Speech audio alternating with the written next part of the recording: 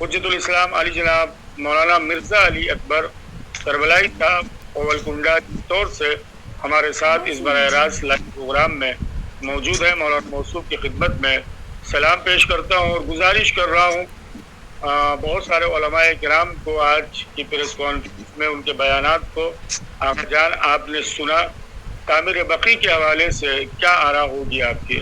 بسم اللہ۔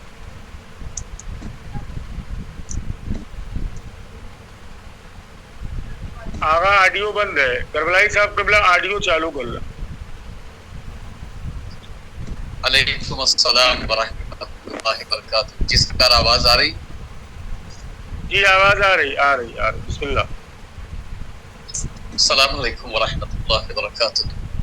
وعلیکم السلام باللہ السمیع العلیم من الشیطان الرجیم۔ بسم اللہ الرحمن الرحیم۔ الحمد للہ الذی جعلنا من المتمسکین ببدایۃ امر المؤمنین والائمۃ المعصومین علیہم السلام۔ الحمد للہ الذی ہدانا لہذا۔ اما بعد فقد قال اللہ تبارک و تعالی فی کتابہ الکریم وهو اصدق الصادقین وقال بسم اللہ الرحمن الرحیم۔ اذهبوا بقمیصی ھذا فألقوه علی وجہ ابی یأتی بصیرا۔ وقال ایضا فلما ان جاء البشیر القاه علی وجهه فارتد بصیرا۔ علماء کرام ذوی الاحترام کی موجودگی میں بہرکیف یہ ایک سعادت ہے، اور کیونکہ قوم تک ایک پیغام دینا ہے اور اس احتجاج میں شامل ہونا، اس وجہ سے میں نے قرآن مجید کی 2 آیتوں کی تلاوت کا شرف حاصل کیا، جو دونوں ایک ہی موضوع سے وابستہ ہیں، کیونکہ موضوع سخن ہم سب کا بقی کے سلسلے میں ہے۔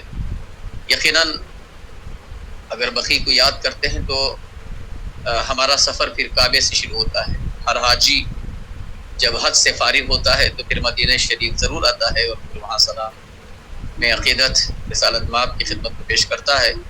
تو تھوڑی دیر کے لیے یہ تصور کر لے کہ جب اللہ کی بارگاہ سے عبادت کر کے پھر حضور کریم کی بارگاہ میں آ کے سلام پیش کرتا ہے، تو جہاں سے واپس آیا ہے، ابھی جہاں سے طواف کرتے ہوئے آیا ہے، وہاں اس نے کس کس چیز کا طواف کیا۔ خصوصی طور پہ خانہ کعبہ کے طواف میں حجر اسود تک جانے کی کوشش ہر آدمی کرتا ہے۔ یہ حجر اسود کیا ہے؟ یہ وہ ہے کہ جس نے ائمہ کرام بالخصوص جس امام کی شہادت سے وابستہ یہ ایام ہے، جس حجر اسود نے جس امام کی گواہی دی تھی، آج وہ تبرک کے طور پر حجر اسود کی حفاظت ہو رہی ہے، محفوظ کیا گیا ہے۔ یہ اللہ کے نشانیوں میں سے ہے۔ اس کے بعد یہاں سے فارغ ہو کر آدمی صفا اور مروہ کے چکر لگاتا ہے۔ یہ کیا ہے؟ جناب ہاجرہ علیہ السلام اور جناب اسماعیل کی یاد میں یہ آج صفا اور مروہ باقی ہیں۔ اگر صفا و مروہ ان کی یاد میں باقی ہیں تو حضرات میں یہ کہنا چاہتا ہوں کہ پھر بنت رسول کیا فخر ہاجرہ نہیں ہیں؟ کیا حسن مجتبیٰ علیہ السلام کیا فخر جناب اسماعیل نہیں ہیں؟ میں ذرا قرآن کے حوالے سے، کیونکہ یہ پیغام بہت سارے افراد سن رہے ہیں، میں دینا چاہتا ہوں کہ آج جب یہاں سے طواف کر کے جاتے ہیں تو کوئی بدعت کی بات نہیں ہوتی۔ جب رسالت مآب کے یہاں کھڑے ہو کر جالی کی طرف یا وہاں کے مزاروں کی طرف دیکھتے ہیں تو بدعت کے فتوے شروع ہو جاتے ہیں۔ تو انہیں یہ آیت تبرک کے طور پہ ان حضرات کو جو بدعت کے فتوے لگانے میں جو ہے گریز نہیں کرتے اور نہ ہی ان کی نگاہ ان آیات پہ ہوتی ہے، ان کے لیے یہ تبرک ہے کہ سورہ یوسف کی آیت نمبر 93 جس میں ارشاد ہوا بسم اللہ الرحمن الرحیم اذهبوا، ایک تفصیل ہے، ظاہر سی بات ہے یہاں علماء بڑے بڑے یہاں پہ موجود ہیں، انہیں زیادہ موقع دینا چاہیے۔ میں ایک طالب علم چاہتا ہوں کہ کم وقت میں فارغ ہو جاؤں کہ ارشاد باری تعالیٰ ہوا اذهبوا بقمیصی، یہ گفتگو اللہ کی نہیں ہے، آیت اللہ کی جانب سے ہے، لیکن یہ گفتگو جناب یوسف کی ہے۔ سورہ یوسف آیت نمبر 93 جس میں ارشاد ہوا اذهبوا بقمیصی ھذا فألقوه علی وجہ ابی یأتی بصیرا۔ جب جناب یعقوب کی گریہ اور مشکلات کی باتیں جب جناب یوسف کی خدمت میں آئیں کہ آپ کے والد آپ کی محبت میں گریہ کرتے ہوئے اس مقام پہ پہنچیں گے، ان کی بینائی ختم ہوتے جا رہی ہے. تو جناب یوسف کا فریضہ کیا تھا؟ جناب یوسف اپنے باپ کی اس کیفیت کو سن کے وہ تیزی سے دوڑتے اور اپنے بابا کے پاس چلے آتے. ان کا آنا یقیناً بینائی کے آنے کے برابر ہے، اور بینائی آتی، لیکن آپ خود نہیں آئے. آپ نے جس نے پیغام دیا تھا اسی کی خدمت میں اذهبوا بقمیصی، میرے کرتے کے ساتھ دوڑو، بھاگو، جاؤ، اذهبوا چلو، ہادا اذهبوا بقمیصی ہادا، یہ کرتا لو اور جاؤ، فالقوه، اسے ڈال دو، علی وجہہ، وجہ ابی، میرے والد کے چہرے پہ ڈال دو، یاتی بصیرہ، کیا آ جائے گی؟ بینائی آ جائے گی. یعنی کیا انبیاء اور کیا جناب یوسف سے بھی زیادہ دنیا علم رکھتی ہے؟ جا کہ یوسف خود جا سکتے تھے. شاید اس طریقے کے جو افراد ہیں جو وسیلے کے منکر ہیں، قبر پہ فاتحہ اور درود کے منکر ہیں، اور خاص طور سے عام قبر نہیں ہے، یہ نشانے، یہ اہل بیت اطہار ہیں جہاں رسول آ کے سلام کیا کرتے تھے، یہ ان کے نشانیاں ہیں. جب یوسف کے کرتے پر قرآن مدح و ثنا کرتا ہے اور قاری حفظ کرتا ہے کہ کرتے کو لے جاؤ اور باپ کے چہرے پہ ڈالو، یاتی بصیرہ، کیا آ جائے گی؟ بینائی آ جائے گی. اس کے بعد کی آیت یہ 96 ہے، چند آیتوں کے بعد، فلما ان جاء البشیرہ، اور لے جانے والے کو بشیر کہا ہے، نام نہیں لیا، شخص نہیں کہا ہے، یعنی ایک انسان نہیں کہا ہے، بلکہ لے جانے والے کو بشیر کہا، یعنی بشارت. اور آج بقی کے سلسلے میں جو احتجاج ہمارے قبلہ و کعبہ اسلم صاحب خدا طول عمر دے، ہمارے محبوب مہدی صاحب، یہ جو اٹھ کے کھڑے ہوئے اور آواز دے رہے ہیں، یقیناً یہ ایک بشارت ہے کہ ہمت نہ ہارو، تم اپنا کام کرتے جاؤ، جن کے لیے تم کام کر رہے ہو یقیناً یہ ساتھ دیں گے. بہر کے فلما ان جاء البشیر القاہ علی وجہہ، بشارت لے کے آنے والا جب آیا اور اس نے چہرے پہ ڈالا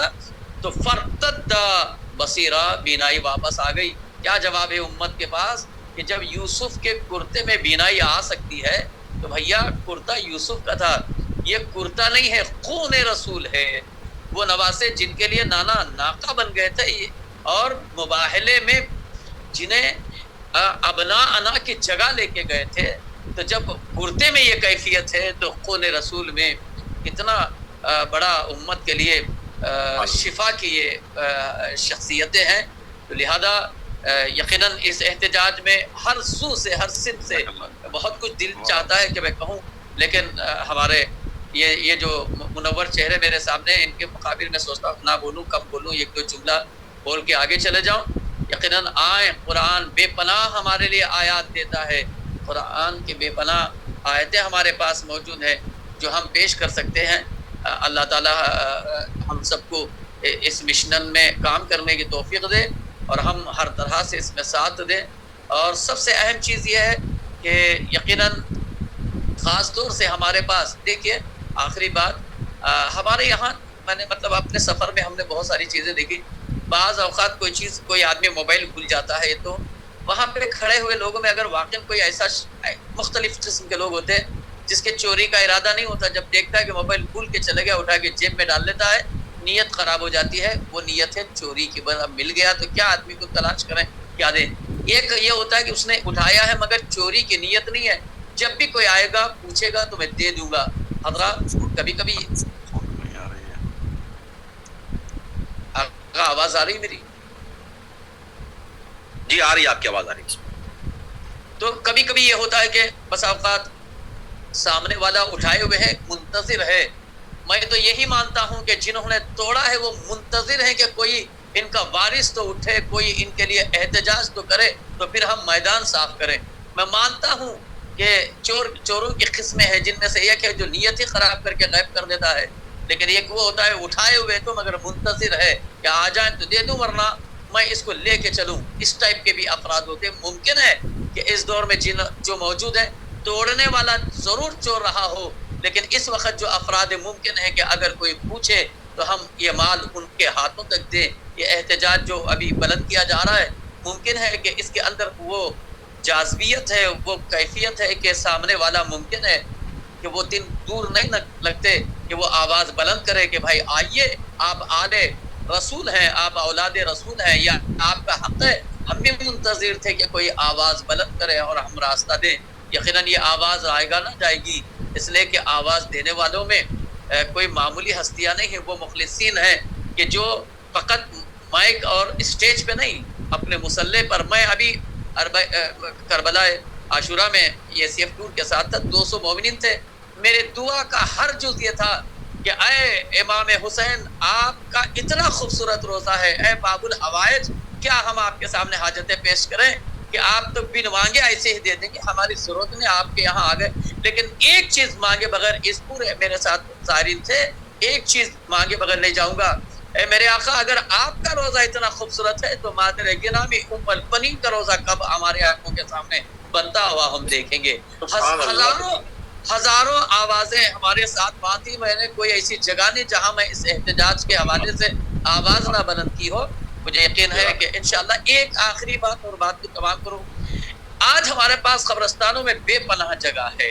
دیکھیے ہوتا یہ ہے کہ جب احتجاج میں یہ چیز بھی شامل ہو جائے نا تو شاید اس کا اثر اور خوبصورت ہو.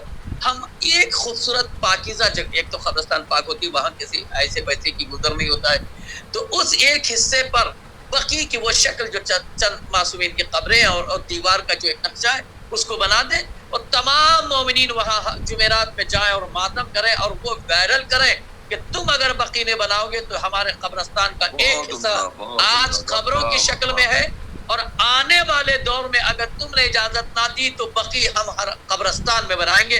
اب ہمارے امام باڑوں کی تعمیر روکیں گے اور بقی کی تعمیر شروع کریں گے. اب آزاداری امام باڑوں میں نہیں ہوگی، بقی میں ہوگی. اگر ہم اس کام کو آگے بڑھاتے ہیں تو میں سمجھتا ہوں کہ انشاءاللہ ہمارا احتجاج اور بہت عمدہ. السلام وآخر دعوانا ان الحمدللہ. احسنت، ماشاءاللہ، سبحان اللہ. بہترین.